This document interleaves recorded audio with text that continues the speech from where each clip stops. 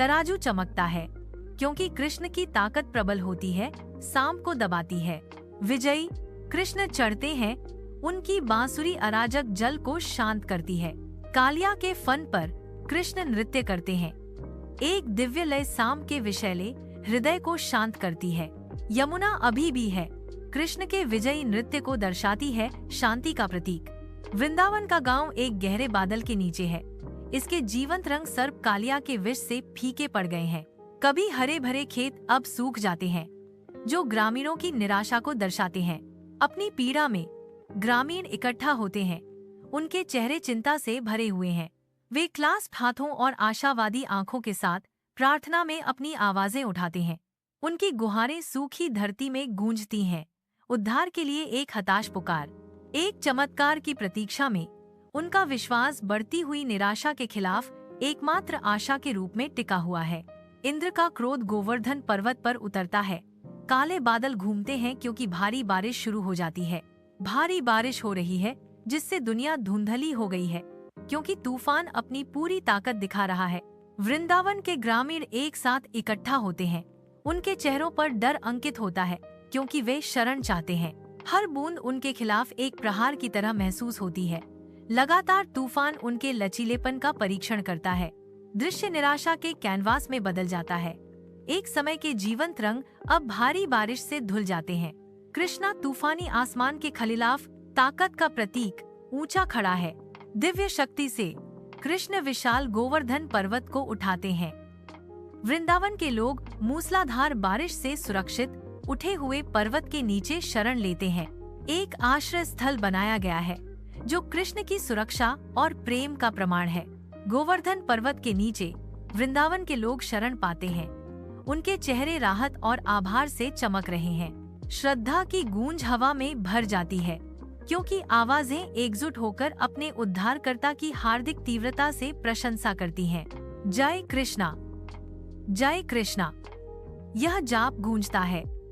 कृतज्ञता की एक शक्तिशाली लहर पवित्र पर्वत पर बह रही है। उनकी एकीकृत आवाजें विजय के एक कोरस में उठती हैं। कृष्ण की जीत और दिव्य सुरक्षा का जश्न मनाती हैं। चंद्रमा की चांदनी वृंदावन को अलौकिक प्रकाश से ढक लेती है क्योंकि पवित्र रात जागती है। कृष्णा शाश्वत रास लीला नृत्य करते हैं। उनकी चालें दिव्य हैं। राधा दीप्तिमान कृष्ण की कृपा को दर्शाती है, आनंदमय भक्ति में खोई हुई। गोपियां सामंजस्यपूर्ण परमानंद में घूमती हैं। प्रत्येक हृदय स्वर्गीय संगीत के साथ गूंजता है। चांदनी राधा और कृष्ण को नहलाती है क्योंकि वे यमुना के किनारे बैठे हैं, जिसके पानी 1000 सितारों की तरह चमक रहे हैं। राधा की आवाज नदी के बहाव की तरह कोमल पूछती है, कृष्णा मुझे प्रेम की गहराई के बारे में और बताओ। कृष्णा दूर तक देखते हैं। उनके शब्द ज्ञान की गूंज करते हैं। प्यार एक असीम सागर है राधा, और भक्ति ही वह नाव है जो उस पर तैरती है। वह निष्कर्ष निकालता है। नदी उसके शब्दों को रात में ले जाती है। सूर्य की रोशनी में नहाया हुआ कृष्ण इशारा करते हैं। दिव्य ज्ञान चमकता है क्योंकि वह वृंदावन में धर्म और कर्तव्य की बात करते हैं। अर्जुन सुनते हैं। उनका चेहरा संघर्ष का कैनवास है।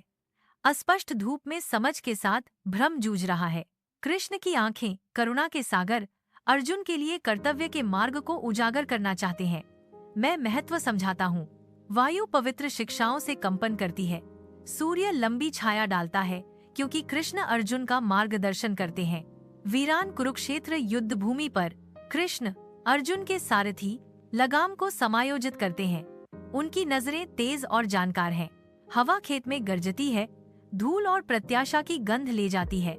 जैसे ही सूरज पॉलिश कवच पर चमकता है, हवा तनाव से भर जाती है, जो युद्ध के तूफान का पूर्वाभास है जो टूटने वाला है। कृष्ण अर्जुन को युद्ध के लिए प्रेरित करते हैं। उन्हें आगे के गंभीर कार्य के लिए तैयार करते हैं। वृंदावन में कृष्ण उद्धव को भेजने का फैसला करते हैं। उद्धव अपनी यात्रा की तैयारी करता है, दिल इरादे से भरा हुआ। कृष्ण उद्धव को विदा होते हुए देखते हैं। उनकी आंखों में आशा और चिंता का मिश्रण है। उद्धव कृष्ण का संदेश लेकर गोपियों के पास जाता है। उद्धव कहते हैं, कृष्ण गोपियों को प्रेम का संदेश भेजते हैं। गोपियां ध्यान से सुनती हैं। उनके भाव लालसा और प्रत्याशा का मिश्रण है। वृंदावन में हवा भक्ति से कंपन करती है। कृष्ण के प्रति प्रेम का एक सिम्फनी पवित्र स्थान को भर देती है। गोपियाँ श्रद्धा से दीप्तिमान जीवंत मंडलों में एकत्रित होती हैं। उनकी आंखें शुद्ध अटूट प्रेम को दर्शाती हैं। उनकी मधुर आवाजें एक साथ उठती हैं। प्रत्येक नोट कृष्ण के प्रति उनके गहन स्नेह का प्रमाण है।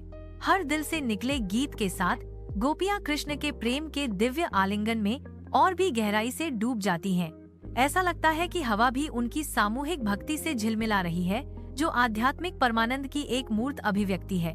चमकदार सूरज के नीचे द्वारका समृद्धि के प्रतीक के रूप में खड़ी है। इसके सुनहरे टावर कृष्ण के गौरवशाली शासन को दर्शाते हैं। कृष्णा सिंहासन पर चढ़ते हैं। उनकी दिव्य उपस्थिति शहर में चमक रही है, जो अभूतपूर्व न्याय के युग का वादा करती है। उसकी निगाहें भूमि पर घूमती हैं। द्वारका की दीवारों के बाहर छिपे हुए अंधेरों से अपने लोगों की रक्षा करने की एक मौन प्रतिज्ञा। द्वारका के नागरिक जयकार करते हैं। उनके चेहरे आशा और अपने धर्मी राजा में अटूट विश्वास से चमक रहे हैं। धर्म के अवतार कृष्ण अराजकता के खिलाफ ढाल के रूप में खड़े हैं। उनका समर्पण उनके चेहरे की हर रेखा में अंकित है।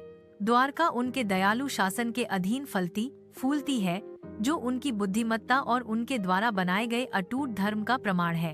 अलंकृत द्वारका महल में सूर्य का प्रकाश भर जाता है, जो कृष्ण को रुक्मिणी और सत्यभामा के साथ बैठे हुए प्रकाशित करता है। चमकीले टेपेस्ट्री और पॉलिश संगमरमर प्रकाश को दर्शाते हैं, जो शाही विचार विमर्श के दृश्य को दर्शाते हैं। कृष्णा विचारमग्न होकर इशारा करते हैं। उनके शब्द धूप से भरी हवा में लटके हुए हैं। रुक्मिणी ध्यान से सुनती है। उसकी नजर कृष्ण पर टिकी हुई है। सत्यभामा आगे झुकती है। कृष्ण के बोलते ही उसकी आंखों में उत्सुक चमक आ जाती है। आइए, प्रेम और विवाह